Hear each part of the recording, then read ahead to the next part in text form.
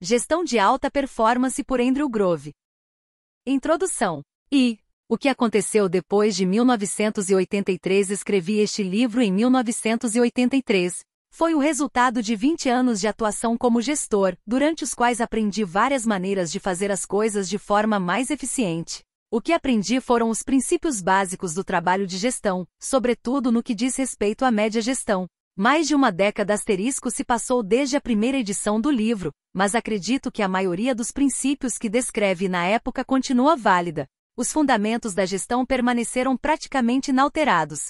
No entanto, dois importantes eventos ocorridos na década de 1980 transformaram o mundo dos negócios e me levaram a escrever uma nova introdução para este livro. Esses eventos foram a agressiva entrada japonesa na indústria de dispositivos de memória e o surgimento do e-mail. Permita-me explicar as implicações desses acontecimentos. Em meados dos anos 1980, os produtores japoneses de DRAMs, Dynamic Random Access Memories, os dispositivos de memória de computador mais populares, usados em todos os tipos de computador, aperfeiçoaram sua capacidade tecnológica e melhoraram suas habilidades de produção a ponto de competirem com os fabricantes americanos, que eram os pioneiros nesse mercado e o haviam dominado completamente nos primeiros 15 anos de sua existência. A revolução dos computadores pessoais também marcou os anos 1980. E como os computadores pessoais requerem muita memória, os potentes DRAMs japoneses puderam contar com um mercado pronto nos Estados Unidos para seus produtos. Era o terreno ideal para um ataque. A Intel, onde eu trabalho, foi uma das empresas que sofreram com a investida japonesa. Na verdade, a Intel foi um dos primeiros produtores de DRAMs. Além disso, nos primeiros anos da empresa, o mercado era quase completamente nosso. Mas em meados dos anos 1980, concorrentes americanos, e cada vez mais japoneses, reduziram gradativamente nossa participação de mercado. Sob o ataque feroz das DRAMs japonesas de alta qualidade e de preços agressivamente baixos, fomos forçados a recuar e reduzir nossos preços a ponto de engolir grandes perdas só para nos manter no mercado. As perdas acabaram nos forçando a tomar uma decisão dificílima: abandonar o negócio mais antigo da empresa, com base no qual ela havia sido fundada, e nos concentrar nos microprocessadores, outro ramo no qual nos considerávamos superiores em relação à concorrência. Na teoria, essa mudança pode até soar bastante lógica e objetiva, mas na prática sua implementação exigiu realocar muitos de nossos funcionários, afastar outros e fechar várias fábricas. Agimos assim porque, diante desse violento ataque, aprendemos que é preciso focar em nossos pontos fortes para manter a liderança. Não basta ficar em segundo lugar em um ambiente extremamente competitivo. Nós, ou seja, a Intel e a indústria norte-americana de semicondutores, acabamos sobrevivendo ao furioso ataque dos fabricantes japoneses. A Intel cresceu e se tornou o maior fabricante de semicondutores do mundo, e os fabricantes norte-americanos recentemente suplantaram os japoneses como um todo. Só que agora, quando olho para trás, fica claro que essa ofensiva foi apenas uma onda de uma maré muito maior, a maré da globalização. Com a globalização, as empresas deixaram de ser limitadas por fronteiras nacionais. O capital e a mão de obra, o seu trabalho e o trabalho de seus colegas, podem estar em qualquer lugar no planeta. Alguns de nós têm a sorte de morar nos Estados Unidos, um país que desfruta de um dos padrões de vida mais altos do mundo. O mercado americano de bens e serviços é o maior do planeta. E até recentemente, era mais fácil suprir esse mercado com a produção nacional do que com importações. Hoje, muitos mercados estrangeiros estão crescendo com mais rapidez do que os mercados americanos. E o mercado nacional pode ser suprido com produtos fabricados em qualquer lugar do mundo. Por exemplo, um dia desses comprei uma jaqueta de Gore-Tex da Patagônia, a fabricante de roupas, não a região da América do Sul, e notei que ela tinha sido fabricada na China. Uma peça de roupa de uma marca americana feita com tecnologia americana. O tecido tecnológico foi inventado e produzido nos Estados Unidos. Foi fabricada de acordo com as especificações do revendedor, a Patagônia, em um país estrangeiro. A consequência disso tudo é muito simples. Se o mundo se transformar em um único grande mercado, todos os trabalhadores competirão com todas as pessoas de qualquer lugar do mundo capazes de fazer o mesmo trabalho. E não faltam pessoas capacitadas no mundo, sendo que muitas delas estão famintas. Outra consequência é que quando produtos e serviços passam a ser praticamente indistinguíveis uns dos outros, a única vantagem competitiva é o tempo. E é aí que entra o segundo evento importante dos anos 1980, o surgimento do e-mail. Da mesma forma que o ataque japonês no mercado de DRAMS foi a primeira onda de uma maré muito maior, o e-mail também é a primeira manifestação de uma revolução na maneira como as informações fluem e são gerenciadas. O bom uso do e-mail tem duas implicações simples, porém surpreendentes. Transforma dias em minutos, e a pessoa que envia uma mensagem pode se comunicar com dezenas de colegas, ou mais, empregando o mesmo esforço necessário para falar com apenas um. Quando a sua organização usa o e-mail, um número muito maior de pessoas tem como saber o que está acontecendo na empresa, e elas recebem as informações com muito mais rapidez do que antes. Chega a ser irônico pensar que nos idos dos anos 1980, quando os japoneses pareciam invencíveis, uma explicação para sua capacidade de agir com rapidez e determinação era o layout de seus escritórios. Em um escritório japonês, um diretor e seus subordinados trabalham ao redor de uma grande mesa comprida. Cada um se encarrega das próprias tarefas, mas quando precisam trocar informações, todos os colegas estão por perto, trabalhando à mesma mesa. Com isso, as informações fluem rapidamente e todos podem se comunicar com o mesmo esforço. Só que justamente devido a essa facilidade de comunicação dos trabalhadores japoneses, eles acabaram demorando para adotar o e-mail. Mas agora o pêndulo está se movendo na direção oposta. À medida que as empresas se espalham pelo mundo e o tempo passa a ser a maior arma competitiva, as organizações americanas se veem mais bem posicionadas do que suas equivalentes japonesas. Isso acontece porque a mesma facilidade de comunicação dos escritórios japoneses passou a percorrer o planeta eletronicamente com a ajuda do e-mail. E o e-mail é só a primeira onda. Hoje em dia tudo está sendo digitalizado: áudios, fotos, filmes, livros, serviços financeiros. E tudo que é digital pode viajar pelo mundo com a mesma rapidez com que é enviado de uma sala a outra no escritório. Veja um exemplo interessante das consequências desse novo cenário. Os correios fazem a triagem de 90% das cartas automaticamente. No caso das correspondências que as máquinas não conseguem decifrar, equivalente a 10%, um leitor humano digita os endereços em um computador. Recentemente, para reduzir o custo dessa mão de obra, os correios testaram um novo sistema. Uma máquina tira uma fotografia digital dos envelopes ilegíveis e envia instantaneamente a imagem a uma região com mão de obra mais barata. Lá, alguém lê e digita o endereço e envia a informação eletronicamente para os correios. Esse exemplo revela o início de uma tendência que se tornará geral nos próximos 25 anos.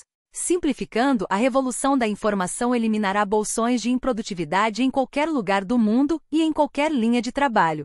Diante desse cenário, as perguntas que devem ser respondidas são: o que as empresas devem fazer?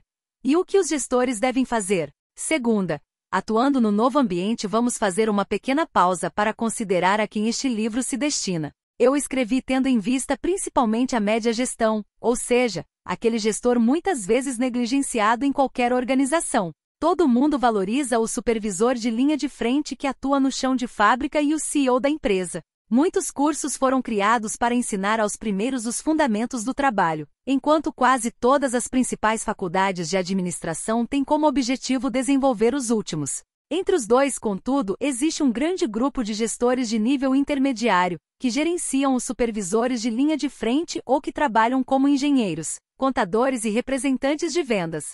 Esses gestores são os músculos e os ossos de qualquer organização de porte considerável, por mais informal ou achatada que seja a hierarquia, mas em geral são ignorados, apesar de sua enorme importância para a nossa sociedade e economia. Os gestores de nível intermediário não são encontrados só em grandes corporações. Na verdade, eles estão em praticamente qualquer empreendimento. Se você lidera o pequeno departamento contábil de um escritório de advocacia, você pertence à média gestão. O mesmo pode ser dito se você for o diretor de uma escola, o proprietário de uma distribuidora ou um corretor de seguros de uma pequena cidade. Quando pessoas dessas áreas leram o manuscrito original deste livro, seus comentários confirmaram minhas suspeitas. Para eles, os conceitos de gestão desenvolvidos na Intel à medida que a empresa crescia de uma organização muito pequena a uma muito grande foram considerados amplamente aplicáveis. Outro grupo também deve ser incluído na média gestão. Pessoas que talvez não supervisionem ninguém diretamente, mas que mesmo sem ocupar um cargo formal de autoridade, afetam e influenciam o trabalho de algumas pessoas.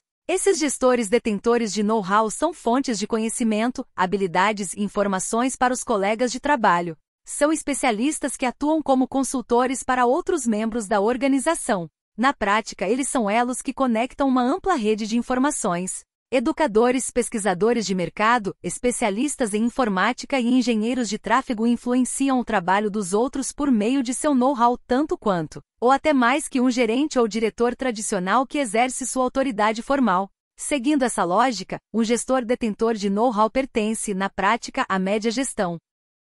Com efeito, à medida que nosso mundo se volta cada vez às informações e ao setor dos serviços, os gestores detentores de know-how passarão a ser membros cada vez mais importantes da média gestão. Em suma, este livro também se aplica a eles. Seja você um gestor detentor de know-how ou um gestor tradicional, sua empresa não tem opção a não ser atuar em um ambiente afetado pelas forças da globalização e da revolução do conhecimento. Hoje em dia, as empresas têm basicamente duas opções: adaptar-se ou morrer. Algumas morreram diante de nossos olhos, outras estão tendo muita dificuldade de se adaptar. Enquanto isso, as técnicas que elas aplicaram durante décadas estão ficando para trás. Empresas que mantiveram gerações de funcionários seguindo uma política de não demissão agora se veem despejando dezenas de milhares de pessoas de uma só vez no olho da rua. É lastimável, mas tudo isso faz parte do processo de adaptação. Todos os gestores dessas empresas precisam se adaptar ao novo ambiente. Mas quais são as regras desse novo ambiente?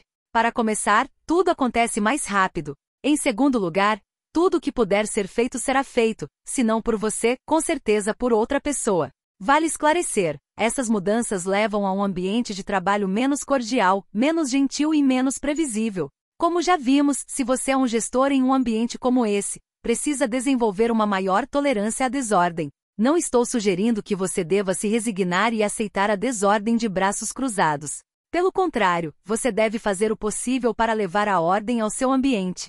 A metáfora da fábrica de café da manhã que apresento na parte 1 continua tão válida quanto na época da primeira edição deste livro. Em outras palavras, você deve conduzir seus processos de gestão como uma fábrica em perfeitas condições de funcionamento. Mas você, o gestor, precisa estar mental e emocionalmente preparado para ser lançado na turbulência gerada pela megafusão que está ocorrendo em seu setor, seja no seu país ou até do outro lado do mundo. Você deve estar preparado para enfrentar as ondas de choque provocadas por uma técnica completamente nova lançada por alguém ou alguma empresa da qual você nunca ouviu falar. Você precisa tentar fazer o impossível e adiantar-se ao inesperado. E quando o inesperado acontecer, você deve redobrar seus esforços para impor a ordem à desordem causada pela mudança. O lema que defendo é: deixe o caos reinar e então reine no caos. Tenho certeza de que em várias ocasiões você terá reservas quanto a algumas passagens deste livro. Isso até pode dar certo na Intel, você vai pensar, mas nunca daria certo na minha empresa. Nada acontece sem a aprovação do chefão. A não ser que haja uma revolução para destronar o rei. Não tenho como aplicar nenhuma dessas recomendações, mas eu garanto que você tem como aplicar a maior parte de minhas sugestões. Se você é um gestor de nível intermediário, na prática você é o CEO da sua equipe, departamento, unidade ou divisão. Não espere que os princípios e as práticas sejam impostos de cima. Pense que você é um micro-CEO e tem o poder de melhorar o desempenho e a produtividade de seu grupo, mesmo que a empresa como um todo não faça o mesmo. Este livro apresenta 3 ideias básicas. A primeira é uma abordagem de gestão voltada ao resultado, o que chamo de output. Ou seja, aplicamos alguns dos princípios e a disciplina de um empreendimento tipicamente orientado para o resultado, o processo de fabricação, a outras atividades organizacionais, inclusive o trabalho dos gestores ou gerentes. Vejamos o exemplo da Intel, uma verdadeira empresa de manufatura e produção, dedicada a fabricar chips de silício altamente complexos e produtos computadorizados equipados com esses chips. Hoje, em 1995, nossa empresa tem mais de 30 mil funcionários. Destes, apenas cerca de 25% efetivamente trabalham na fabricação dos produtos. Outros 25% dedicam-se à supervisão do pessoal, manutenção de equipamentos, engenharia e melhoria do processo de fabricação. Outros 25% trabalham na administração, programando a produção, mantendo registros dos funcionários, enviando faturas aos clientes e pagando os fornecedores. Por fim, os 25% restantes projetam novos produtos, os levam ao mercado, os vendem e prestam serviços de manutenção pós-venda. Ao fundar, organizar e gerir a Intel, percebemos que todos os nossos funcionários produzem em algum sentido. Alguns fabricam chips, outros emitem faturas, outros criam projetos de software ou peças publicitárias. Também descobrimos que ao abordar qualquer trabalho realizado na Intel com essa premissa em mente, os princípios e a disciplina da produção nos proporcionavam uma maneira sistemática de administrar esse trabalho. Do mesmo modo como o vocabulário e os conceitos das finanças formam uma abordagem compartilhada para avaliar e administrar qualquer tipo de investimento. A segunda ideia básica do livro é que o trabalho de uma empresa, de um governo e da maioria das formas de atividade humana é uma atividade coletiva, não individual. Essa ideia está resumida no que considero a frase mais importante deste livro: o resultado, ou output, de um gestor é o resultado, ou output, das unidades organizacionais sob sua supervisão ou influência. Pensando assim, a questão passa a ser: o que os gestores podem fazer para aumentar o output de sua equipe? Dito de outra forma, o que exatamente eles devem fazer no trabalho diante de um número quase infinito de tarefas potenciais clamando por sua atenção? Para tentar responder a essa pergunta, apresento o conceito de alavancagem gerencial, que mede o impacto do que os gestores fazem para aumentar o output da equipe. Meu argumento é que a alta produtividade dos gestores depende em grande parte do fato de optarem por realizar tarefas de alta alavancagem. Uma equipe só terá um bom desempenho se todos os seus membros forem incentivados a apresentar o seu máximo. Essa é a terceira ideia básica deste livro. Será que uma empresa é capaz de fazer o necessário para motivar um atleta a apresentar consistentemente seu melhor desempenho pessoal? Acredito que sim, e é por isso que faço uma analogia com o mundo dos esportes e analiso o papel do que eu chamo de feedback aplicável à tarefa a fim de obter e manter um alto nível de performance entre os membros de uma equipe. É preciso admitir que nem todo o planejamento formal do mundo é capaz de adiantar-se a mudanças como a globalização e a revolução do conhecimento. Mas não me entenda mal, de maneira alguma estou sugerindo que você não deva planejar. Longe disso. Você precisa planejar como se fosse um corpo de bombeiros. Como é impossível saber onde o próximo incêndio vai ocorrer, um corpo de bombeiros deve formar uma equipe dinâmica e eficiente, capaz de lidar tanto com os acontecimentos do dia a dia quanto com os maiores imprevistos. Além disso, uma empresa responsiva deve ter menos níveis de gestão. Esse conceito é mais fácil de aplicar hoje em dia, uma vez que um e-mail pode transmitir informações a qualquer pessoa da organização. Um papel básico da gestão, o de disseminar informações, não é mais uma função gerencial tão importante quanto foi no passado. Com menos níveis de gestão, cada gestor terá um número maior de funcionários respondendo a ele, diferente do que costumava ser o caso 10 anos atrás. Um dos princípios fundamentais da filosofia de gestão da Intel é a reunião individual entre um chefe e um subordinado, as chamadas reuniões one-on-one. Os principais objetivos dessa reunião são aprender e trocar informações. Ao conversar sobre problemas e situações específicos, o chefe ensina suas habilidades e seus conhecimentos ao subordinado e sugere maneiras de lidar com as dificuldades. Ao mesmo tempo, o subordinado apresenta ao supervisor informações detalhadas sobre suas atividades e possíveis dificuldades. É bem verdade que essas reuniões exigem tempo, tanto para prepará-las quanto para conduzi-las, um tempo que os gestores podem não ter hoje em dia. Será que as reuniões one-on-one ainda são necessárias?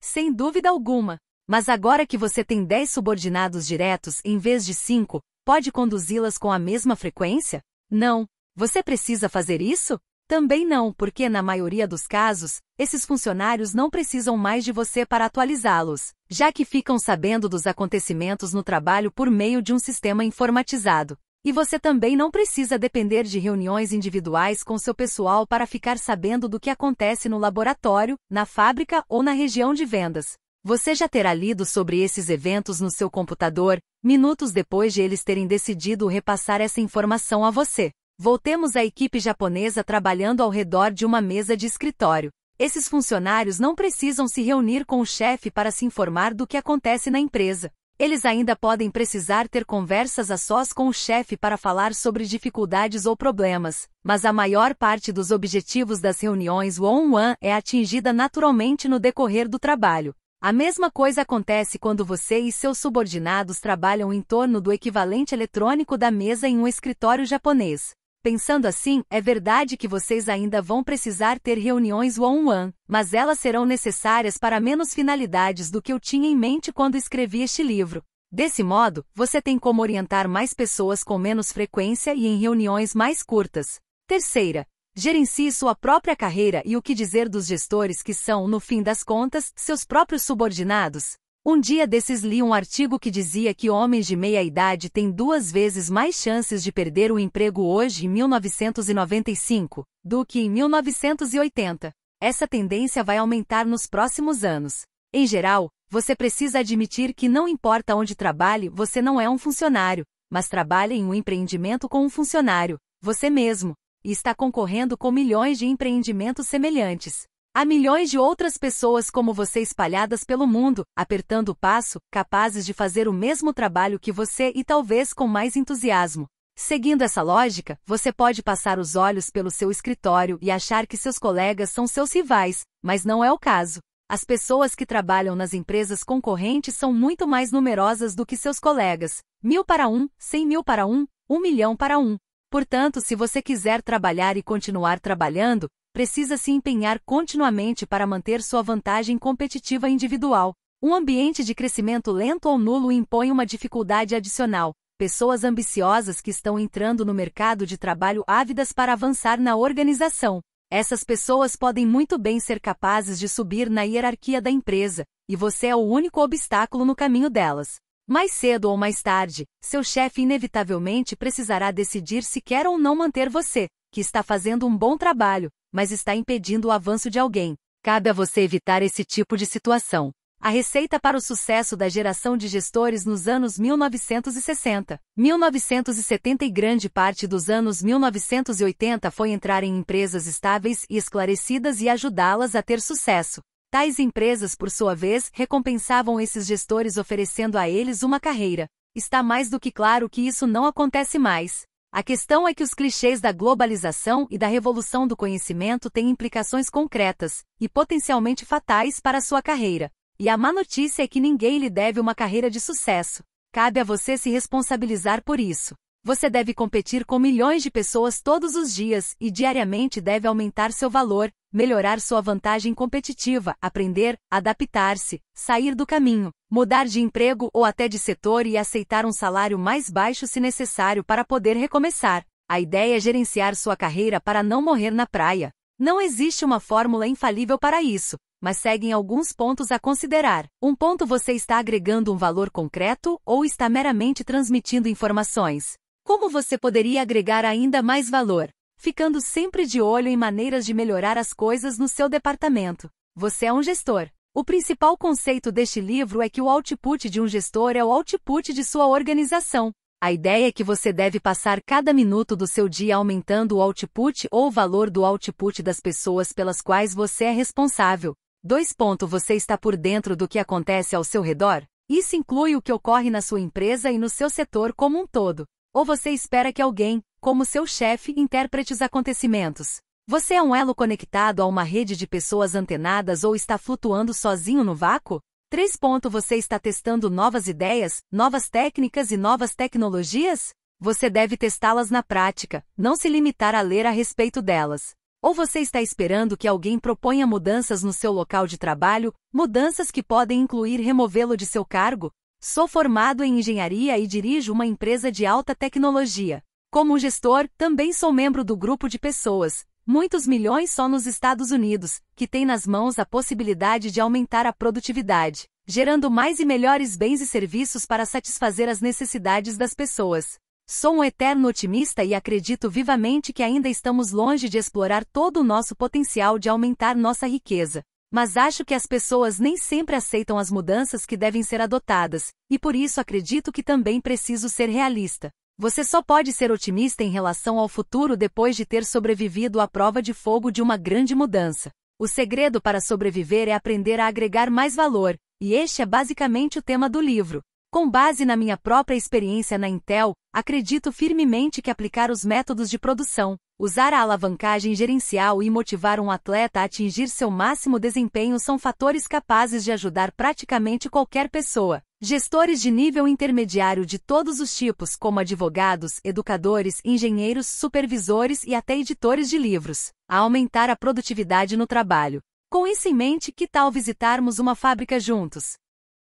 Andrew S. Grove, abril de 1995. Prefácio. Eu li Gestão de Alta Performance pela primeira vez em 1995. Naquela época ainda não existiam blogs nem palestras do TED ensinando sobre empreendedorismo. Na verdade, muito pouco tinha sido escrito para pessoas como eu, que ambicionavam desenvolver e administrar uma empresa. Nesse contexto, Gestão de Alta Performance era um livro quase lendário. Todos os melhores gestores e diretores o conheciam. Os mais destacados venture capitalistas davam exemplares a seus empreendedores, e aspirantes a líderes do Vale do Silício devoravam seu conteúdo. Era surpreendente que o CEO da Intel tivesse se dado ao trabalho de escrever um livro para ensinar ao público em geral a habilidade mais básica do empreendedorismo, a gestão. E tudo isso levando em conta que a Intel era considerada a melhor empresa do setor de tecnologia. Ela havia realizado a maior transformação da história corporativa, passando de uma fabricante de dispositivos de memória a uma produtora de microprocessadores mais de uma década depois de sua fundação. Como se isso não bastasse, a Intel era administrada com uma precisão admirável, o que lhe possibilitava fazer investimentos bilionários com muita confiança. Se você quisesse contratar um excelente gestor operacional, o melhor lugar para procurar seria a Intel, mas era quase impossível encontrar alguém disposto a sair da empresa mais bem administrada do Vale do Silício. O próprio Andy foi uma figura lendária.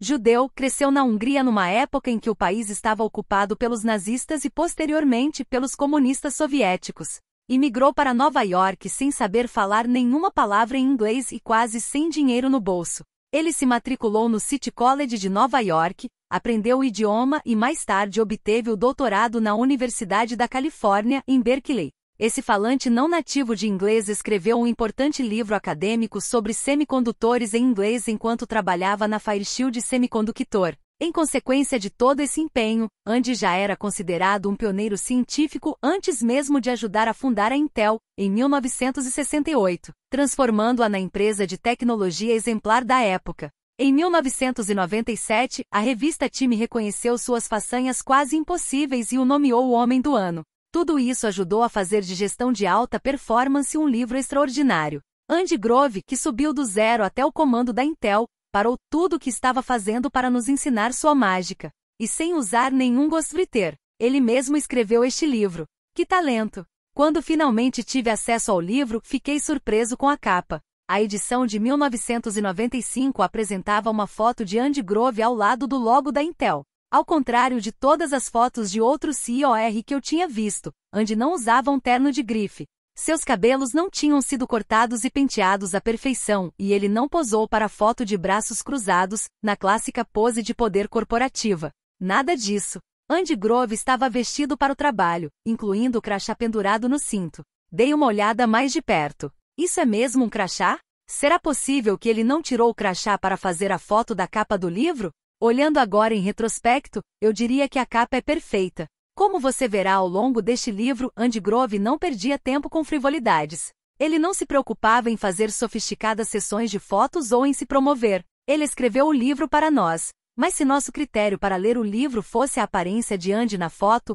nós é que sairíamos perdendo. O tempo que ele não passou posando para fotos ele dedicou a escrever este livro. Ele não só nos ensinou as lições como as articulou de uma maneira que fazia sentido tanto racional quanto emocionalmente. Esta obra nos abre uma janela para conhecê-lo em sua essência. Tive o primeiro gostinho do estilo de Andy já no título do primeiro capítulo, Noções Básicas de Produção, entregando um café da manhã, ou um recém-formado, um compilador ou um criminoso condenado. Fiquei bastante interessado. O que cozinhar um ovo tem a ver com o número de penitenciárias construídas? Muita coisa, de acordo com Andy. O livro começa falando da importância de um bom design do sistema, mesmo quando estamos lidando com um sistema de seres humanos, na verdade, principalmente quando estamos lidando com um sistema de seres humanos. Em seguida, Andy mostra como podemos aplicar esses mesmos princípios para saber como uma sociedade deve funcionar. De nada adianta afirmar que precisamos de mais jovens indo para a faculdade do que para a cadeia e exigir a construção de mais instituições de ensino do que penitenciárias. Na verdade, essa abordagem chega a ser contraproducente. Identificar problemas complexos no sistema é uma coisa. Resolvê-los é uma coisa totalmente diferente, e Andy nos apresenta as ferramentas necessárias para fazer isso. Ao longo dos anos, passei a considerar gestão de alta performance uma verdadeira obra-prima, e sua genialidade inclui pelo menos 3 aspectos. Para começar, em apenas uma frase o autor consegue explicar com lucidez conceitos que escritores menos talentosos levam livros inteiros para apresentar. Em segundo lugar, ele revela várias novas ideias de gestão ou usa padrões já consagrados para obter novos insights. Por fim, enquanto a maioria dos livros de gestão tenta ensinar competências básicas, gestão de alta performance mostra ao leitor como atingir a excelência. Andy apresenta o conceito de gestão com a seguinte equação clássica: resultado, ou output do gestor igual resultado, output de sua organização mais resultado, output das outras organizações sob sua influência. À primeira vista, a ideia pode parecer simples, mas Andy esclarece a diferença entre um gestor e um colaborador individual. As habilidades e o conhecimento de um gestor só terão valor se ele os usar para aumentar a alavancagem do trabalho de seu pessoal. Então, senhor gestor, quer dizer que você sabe mais sobre o viral loop do nosso produto do que qualquer outra pessoa da empresa? Então saiba que esse conhecimento não vale nada se você não o divulgar ao restante da organização. Se não sabe fazer isso, você não é um gestor. Não adianta ter um QI de gênio ou conhecer o setor de cabo a rabo se você não consegue usar isso para melhorar o desempenho e o output da equipe. De acordo com Andy, para obter essa alavancagem, um gestor precisa entender que só pode haver 2 razões para uma pessoa não fazer seu trabalho. Ou ela não consegue ou não quer fazer. Ou ela não é capaz ou não está motivada. Esse insight possibilita a um gestor se concentrar em todas as suas ações. Tudo o que você pode fazer para melhorar o output de um funcionário é treiná-lo e motivá-lo. Só isso. Ao descrever o processo de planejamento, Andy resume seu argumento com esta eloquente pérola de sabedoria. Já vi muitas pessoas que, ao reconhecer uma lacuna, quebram a cabeça para decidir o que deve ser feito para resolvê-la. Mas a lacuna de hoje representa um problema de planejamento em algum momento do passado. Espero que o jovem leitor saiba reconhecer o valor desse breve insight. Se você puder entender uma só coisa sobre a produção, deve saber que a energia investida no início do processo rende 10 vezes mais, e a energia investida no fim do processo tem um rendimento 10 vezes negativo. Há uma seção inteira deste livro dedicada a uma ferramenta de gestão muitas vezes negligenciada, mas de enorme importância: as reuniões. Andy nos abre os olhos para os princípios de gestão mais antigos. Ele ensina como conduzir reuniões eficazes começando pelos passos mais fundamentais, como a melhor maneira de fazer uma reunião one-on-one. Parece incrível que o CEO da Intel tenha se dado ao trabalho de explicar como conduzir uma reunião individual. O que o levou a fazer isso? Acontece que a reunião one-on-one não só é um elemento crucial do relacionamento entre gestor e funcionário, como talvez também seja a melhor fonte de conhecimento organizacional que um gestor pode ter. Pela minha experiência, os líderes que não fazem esse tipo de reunião com seus funcionários não sabem muito sobre o que acontece em sua organização. É explicando as coisas simples que Andy se aprofunda. Por exemplo, quando as pessoas visitam as empresas de tecnologia de hoje, elas costumam comentar sobre o ambiente informal, mas ninguém menciona as razões de tamanha descontração no trabalho. Na verdade, muitos CEOs nem sabem o motivo e limitam-se a entrar na onda, mas Andy tem uma explicação perfeita para isso. Um jornalista, intrigado com nosso estilo de gestão, me perguntou: Sr. Grove, a ênfase da sua empresa em símbolos claros de igualitarismo, como roupas informais, divisórias em vez de salas, não seria só uma fachada? Respondi que não se trata de uma fachada, mas de uma questão de sobrevivência. No nosso ramo, precisamos misturar diariamente pessoas com poder baseado no conhecimento e pessoas com poder baseado na hierarquia juntas. Elas tomam decisões que podem nos afetar por anos. É assim que Andy chega rapidamente ao cerne de questões complexas. Ele levanta e aborda os mais cabeludos problemas de gestão. Por exemplo, ele questiona se um gestor deve fazer amizade com seus funcionários. Cabe a cada gestor decidir por conta própria a atitude mais profissional e apropriada. Um possível teste seria imaginar-se dizendo a um amigo que o desempenho dele está muito abaixo do esperado. Você prefere nem pensar no assunto? Nesse caso, não faça amizade com seus funcionários. Agora, se você não se abala com a ideia, pode ser o tipo de pessoa que não deixa a amizade afetar o lado profissional. No seu caso, os relacionamentos pessoais até podem fortalecer os relacionamentos no trabalho. Ao dividir o processo em partes, ele facilita a resolução dos problemas mais difíceis. O valor de gestão de alta performance está em criar gestores especializados, e não apenas competentes. Um excelente exemplo disso é a seção sobre maturidade aplicável à tarefa. Tenho um apreço especial por essa parte do livro, pois me ensinou como formular a melhor pergunta de gestão que uso em entrevistas. Você acha melhor ser um gestor do tipo mão na massa ou um gestor que delega? Pode parecer uma pergunta simples, mas possibilita separar os 95% dos gestores que nunca pensam a fundo sobre a arte da gestão dos 5% que pensam profundamente sobre isso. A resposta, como Andy explica, é que depende. Mais especificamente, depende do funcionário. Se o funcionário é inexperiente na tarefa, é importantíssimo botar a mão na massa para ensiná-lo como se faz. Se o funcionário é mais experiente, é melhor delegar tarefas e responsabilidades.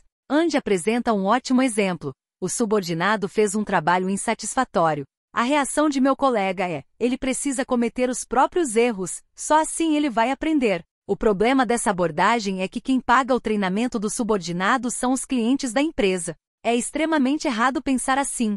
Um dos capítulos que mais reflete o estilo de Andy Grove é o último, porque o treinamento é trabalho do chefe. Na chamada economia do conhecimento, muitos gestores acreditam que seus funcionários já sabem tudo e não requerem nenhum treinamento. Andy é brilhante ao corrigir esse equívoco explicando por que, na qualidade de clientes, ficamos de queixo caído quando encontramos funcionários insuficientemente treinados para realizar tarefas relativamente simples, como fazer reservas em um restaurante. Em seguida, ele propõe que imaginemos como os clientes de tarefas complexas se enfureceriam se um funcionário não fosse treinado de forma adequada. Por fim, ele reitera sua tese de que um gestor só tem duas maneiras de afetar o output de um funcionário: motivação e treinamento. Se você não treina seu pessoal, está basicamente negligenciando metade do seu trabalho. Ao longo do capítulo, o leitor constata a grande paixão de Andy pelo treinamento e o ensino, porque, no fim das contas, mais do que qualquer outra coisa, ele é um educador, no melhor sentido da palavra. Muitos anos depois de ler Gestão de Alta Performance, tive a chance de conversar pessoalmente com Andy pela primeira vez. Assim que o vi, fiquei tão empolgado que já comecei dizendo o quanto eu tinha adorado o livro dele. No estilo clássico de Andy Grove, ele revidou: por quê? Eu não esperava a pergunta. Achei que ele se limitaria a dizer obrigado ou que bom, mas não por quê. Mas Andy era assim. Ele estava sempre ensinando e sempre esperando mais de todos os seus alunos. Pego de surpresa, dei a melhor razão que me ocorreu na hora. Todos os outros livros de gestão que li explicam o trivial, mas o seu fala das verdadeiras questões. Ao ouvir a resposta, o professor amoleceu e respondeu com uma valiosa história. É curioso você dizer isso sobre os livros de gestão. Um dia desses, fiquei sem espaço na minha estante de livros em casa e fui forçado a fazer uma escolha. Ou eu me livrava de alguns livros ou teria de comprar uma casa maior. Bem, essa escolha foi fácil, mas de quais livros eu abriria mão para liberar espaço na estante? A resposta foi: os livros de gestão. Mas aí me vi diante de outro problema. Praticamente todos aqueles livros de gestão eu tinha ganhado do autor, estavam autografados e com uma dedicatória. O problema é que eu queira guardar as dedicatórias. A solução foi simples: retirei a página da dedicatória e me desfiz dos livros. Fiquei com uma grande pilha de páginas de dedicatórias gentis e muito espaço para bons livros. Só Andy Grove para contar uma história como essa. Ele consegue equilibrar como ninguém os mais elevados padrões de reflexão e desempenho com uma crença inabalável nas pessoas. Quem mais teria um padrão tão elevado para a escrita a ponto de definir que o espaço em sua estante só poderia ser ocupado por livros de qualidade, e ao mesmo tempo, ficaria tão tocado com o fato de o autor querer que ele lesse a obra a ponto de guardar a dedicatória? Mais adiante, em 2001, voltei a me encontrar com Andy e perguntei sobre uma recente leva de COR que estavam deixando de atingir suas metas, apesar de terem garantido aos investidores que os negócios iam de vento em popa. A bolha tinha estourado para a primeira onda de empresas da internet quase um ano antes, e me surpreendeu que tanto COR estivessem sendo pegos desprevenidos. Andy deu uma resposta que eu não esperava. Os COR sempre reagem aos indicadores de Dyer, são que revelam boas notícias, mas só reagem aos indicadores de resultado quando estes se referem a más notícias.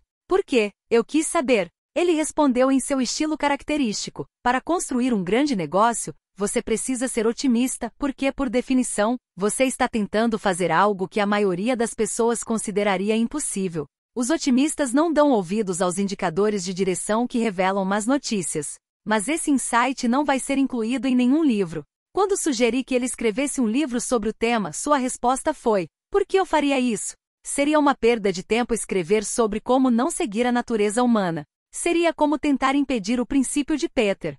**COR devem ser otimistas e no fim das contas, é bom que eles sejam assim.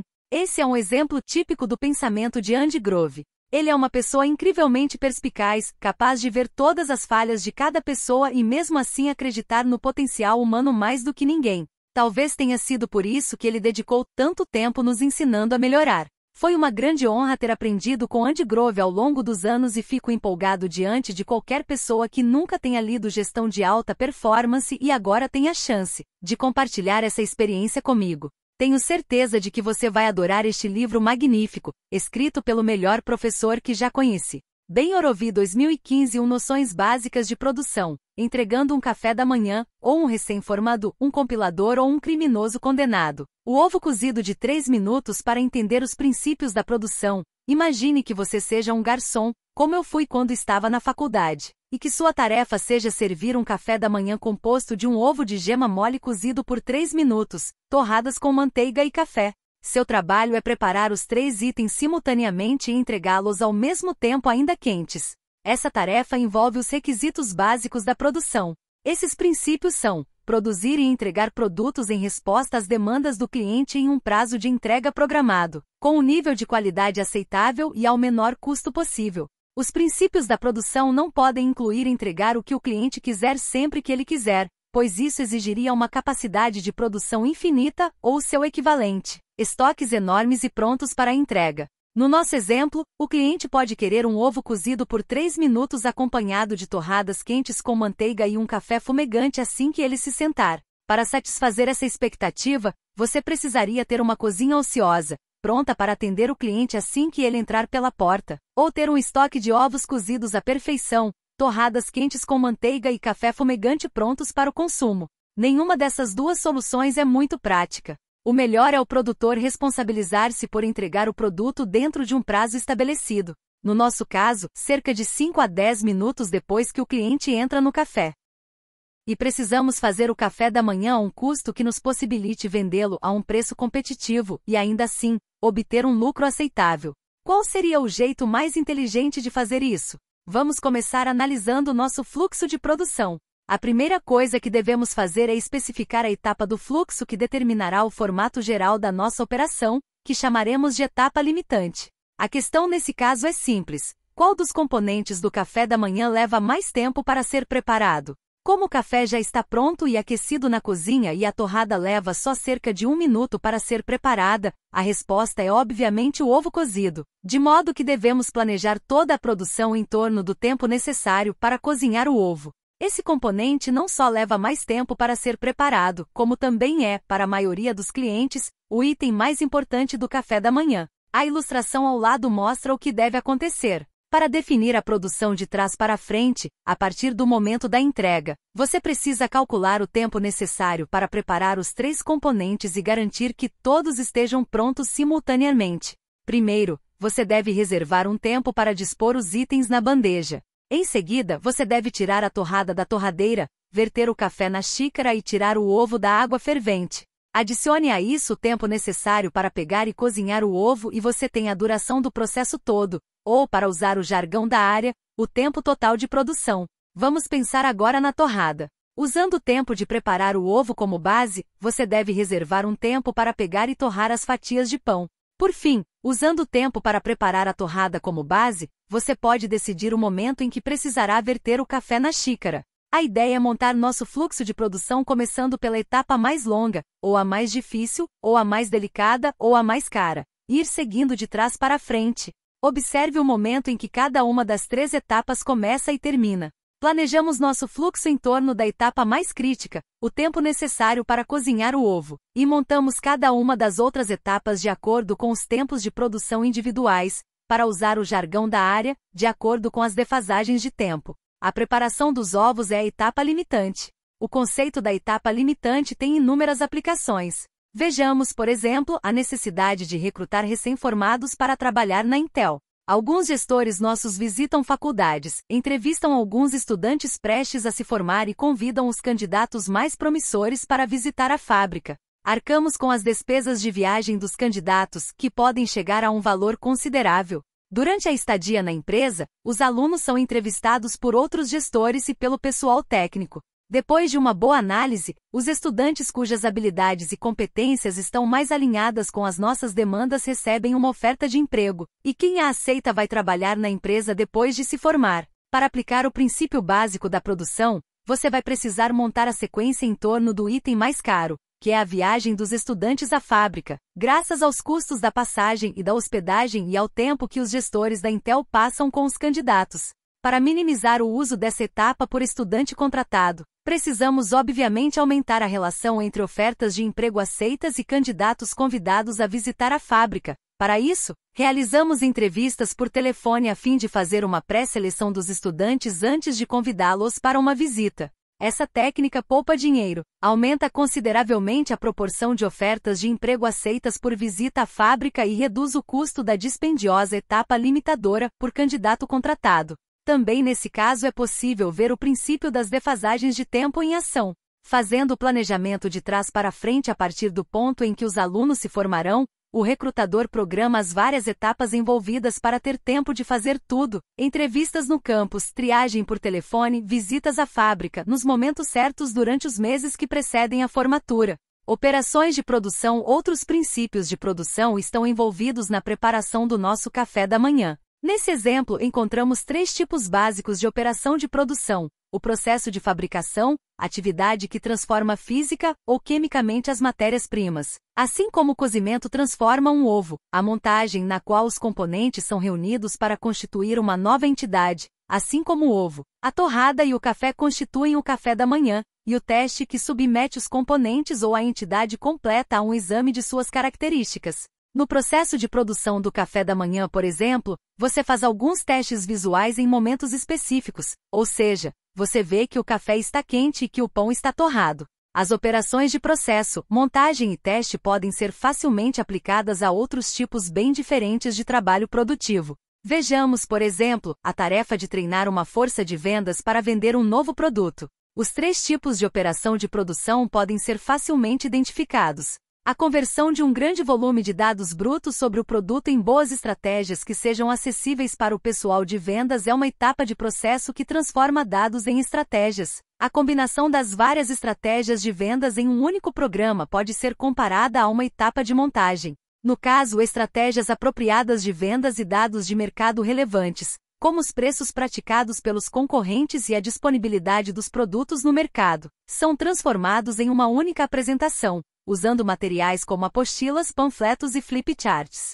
A operação de teste assume a forma de uma apresentação preliminar a um pequeno grupo de vendedores e gerentes de vendas. Se a apresentação preliminar não passar no teste, o material deve ser submetido a um retrabalho, outro conceito da fabricação, de acordo com as observações e objeções do grupo de teste. O desenvolvimento de um compilador, um tipo de programa de computador, também demonstra o conceito de processo, montagem e teste.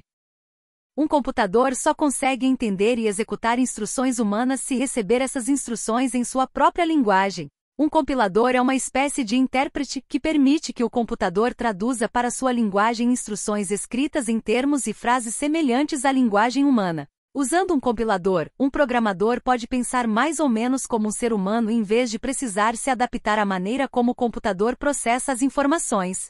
A tarefa de fazer com que uma máquina interprete e traduza instruções dessa maneira é hercúlea. Desse modo, o desenvolvimento de um compilador requer um grande empenho por parte de engenheiros de software qualificados e talentosos. O esforço, contudo, é justificado pela simplificação resultante na utilização do computador. O desenvolvimento das partes individuais que constituem um compilador representa uma série de etapas de processo.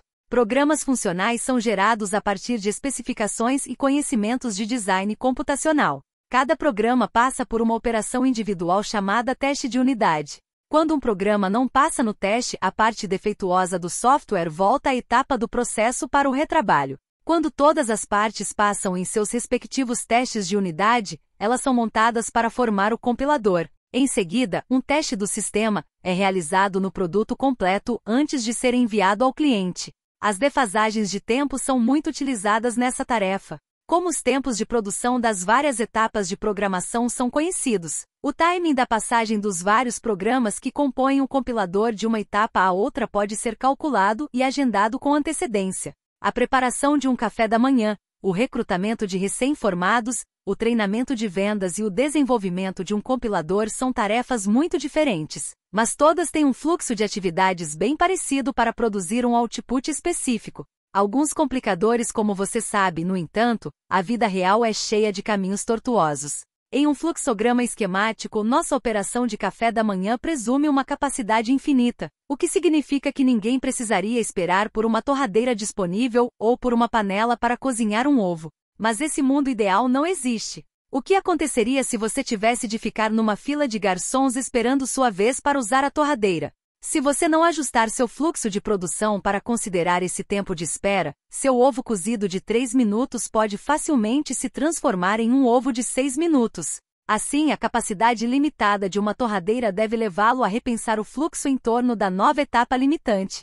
O ovo continua sendo o fator determinante para a qualidade geral do café da manhã, mas as defasagens de tempo devem ser alteradas. Como o nosso modelo refletiria a mudança no fluxo de produção? Partindo do momento da entrega do café da manhã e trabalhando de trás para frente, vejamos de que maneira a produção é afetada, como mostra a ilustração abaixo. O ciclo do ovo permanece o mesmo, assim como o ciclo do café, mas a capacidade limitada da torradeira faz uma grande diferença. Agora você deve levar em conta o tempo de entrega da torrada e o tempo de espera por uma torradeira livre. Isso significa que todo o processo de produção deve ser pensado de um jeito diferente.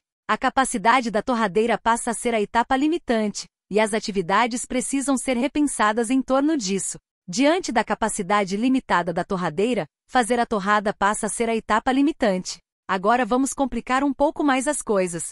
O que acontece se você estiver parado na fila à espera de uma torradeira e chegar a hora de começar a cozinhar o ovo?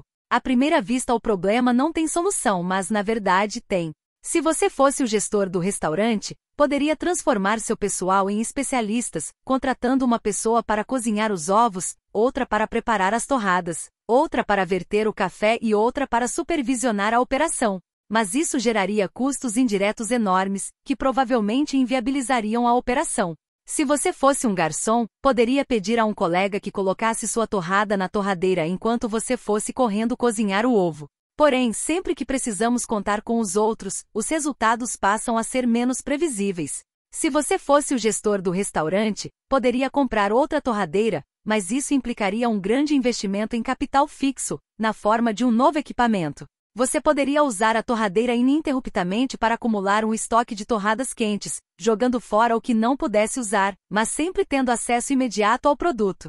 Essa abordagem, contudo, geraria um desperdício, o que também aumentaria demais os custos da operação. Pelo menos agora você está ciente das alternativas. Você pode aumentar ou reduzir equipamentos, mão de obra e estoque para entregar o produto no melhor momento. Como as 3 alternativas custam dinheiro, sua tarefa é encontrar a maneira mais econômica de empregar seus recursos. Esse é o princípio para otimizar todos os tipos de trabalho produtivo. Tenha em mente que nessa e em outras situações semelhantes, existe uma resposta certa, ou seja, existe uma solução que pode levar ao melhor tempo de entrega e à melhor qualidade de produto ao menor custo possível. Para encontrar essa resposta certa, você deve identificar com clareza os trade-offs entre os vários fatores, mão de obra, equipamentos e estoque, e traduzir esse conhecimento em um conjunto quantificável de relações. Você provavelmente não vai usar um cronômetro para fazer um estudo de tempos e movimentos, um time Endmotion Study do operador da torradeira. Nem vai calcular o trade-off exato entre o custo do estoque de torradas e a capacidade de produção da torradeira adicional em termos matemáticos.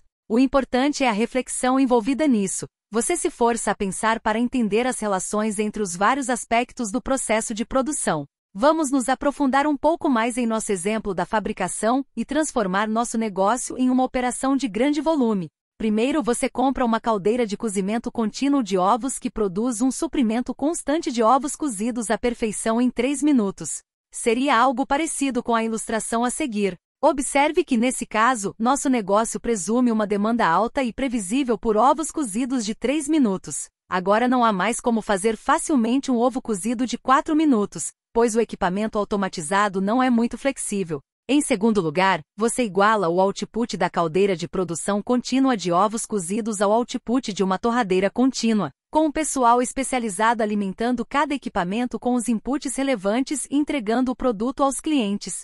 Com isso, passamos a ter uma operação contínua em detrimento da flexibilidade e não seremos mais capazes de atender a pedidos customizados dos clientes no momento em que eles quiserem. Assim, os clientes vão ter de ajustar suas expectativas se quiserem usufruir dos benefícios da nossa nova operação. Custo mais baixo e um produto de qualidade mais previsível. A caldeira de cozimento contínuo de ovos. Um suprimento constante de ovos cozidos em 3 minutos. Uma operação contínua, no entanto, não resulta necessariamente em um custo mais baixo e uma qualidade melhor. O que aconteceria se a temperatura da água da caldeira aumentasse ou diminuísse sem você perceber? Isso inutilizaria todo o material em processo, ou seja, todos os ovos na caldeira, e também o output da máquina a partir do momento em que a temperatura subiu ou caiu até o momento em que o mau funcionamento foi detectado. Todas as torradas também seriam desperdiçadas porque você ficou sem ovos para servir com elas. Como minimizar o risco desse tipo de problema? Uma maneira de fazer isso é com um teste funcional. De tempos em tempos, você abre um ovo assim que ele sai da caldeira para verificar sua qualidade, mas você terá de jogar fora o ovo testado. Uma segunda forma de teste envolve a inspeção em processo, que pode assumir várias formas. Você pode, por exemplo, simplesmente colocar um termômetro na água para checar a temperatura com facilidade e frequência. Para não precisar pagar alguém para controlar a temperatura, você pode instalar um dispositivo eletrônico que dispara um alarme sempre que a temperatura varia 1 ou 2 graus. A ideia é que sempre que possível, você escolha testes em processo em vez de testes que destroem o produto. O que mais poderia dar errado com nossa caldeira de cozimento contínuo de ovos? Os ovos utilizados poderiam estar rachados ou podres, ou ser maiores ou menores do que o ideal, o que afetaria a velocidade de cozimento. Para evitar problemas como esses, você precisa inspecionar os ovos no momento do recebimento, em um procedimento chamado inspeção de recebimento. Se os ovos estiverem inaceitáveis por algum motivo, você precisará devolvê-los e ficará sem ovos. Nesse caso, você vai precisar interromper a produção. Para evitar isso, você precisa de um estoque de matérias-primas. Mas qual deve ser o tamanho desse estoque? O princípio a ser aplicado aqui é que você deve ter o suficiente para cobrir sua taxa de consumo pelo tempo necessário para substituir a matéria-prima. Isso significa que se o seu entregador de ovos passa no seu café todo dia, você precisa manter disponível um estoque de um dia para não correr o risco de ter de interromper a produção. Não esqueça, porém, que manter um estoque custa dinheiro, e você precisa pesar os prós e os contras dessa solução. Além do custo da matéria-prima e do custo do dinheiro, você também deve tentar avaliar a oportunidade em risco. Quanto custaria se você tivesse de desligar sua máquina por um dia? Quantos clientes você perderia? Quanto custaria para atraí-los de volta? As respostas a perguntas como essas definem a oportunidade em risco. Agregando valor, todos os fluxos de produção têm uma característica básica: o material se torna mais valioso à medida que avança pelo processo. Um ovo cozido é mais valioso do que um ovo cru, um café da manhã completamente montado é mais valioso do que suas partes constituintes e, por fim, o café da manhã servido ao cliente é ainda mais valioso. Este último contém o valor percebido que o cliente associa ao estabelecimento quando decide entrar no café ao ver o letreiro Andes, o melhor café da manhã. Da mesma forma, um compilador finalizado é mais valioso do que as partes constituintes de análise semântica, geração de código e tempo de execução. Assim como um recém-formado a quem estamos prontos para fazer uma oferta de emprego é mais valioso do que o estudante universitário que encontramos no campus pela primeira vez. Uma regra que sempre devemos ter em mente é detectar e corrigir qualquer problema de um processo de produção na etapa de menor valor. Assim, devemos encontrar e rejeitar o ovo podre assim que ele é entregue pelo nosso fornecedor, em vez de permitir que o cliente o encontre. Da mesma forma, se pudermos decidir que não queremos determinado estudante universitário no momento da entrevista no campus e não durante uma visita à fábrica, poupamos o custo da viagem e o tempo do candidato e dos entrevistadores. Devemos também tentar detectar qualquer problema de desempenho no momento do teste de unidade dos programas que compõem um compilador, não no teste do produto final. Por fim, correndo o risco de ser considerado desumano, vamos dar uma olhada no sistema de justiça criminal como se fosse um processo de produção destinado a encontrar criminosos e colocá-los na cadeia. A produção começa quando um crime é informado à polícia e a polícia responde à denúncia. Em muitos casos, nada mais pode ser feito além de algumas perguntas. Para os crimes aos quais a polícia dá seguimento, o segundo passo é investigar mais. Mas é comum o caso ser dado por encerrado por falta de evidências, por queixas que são retiradas e assim por diante. Se o caso passa para a próxima etapa, um suspeito é detido e a polícia tenta encontrar testemunhas e coletar evidências na esperança de obter uma acusação judicial. Também acontece muito de não se chegar a uma acusação devido a evidências insuficientes. Para os casos que avançam no processo, a próxima etapa é o julgamento. Em alguns casos, o suspeito é considerado inocente, em outros, o processo é indeferido.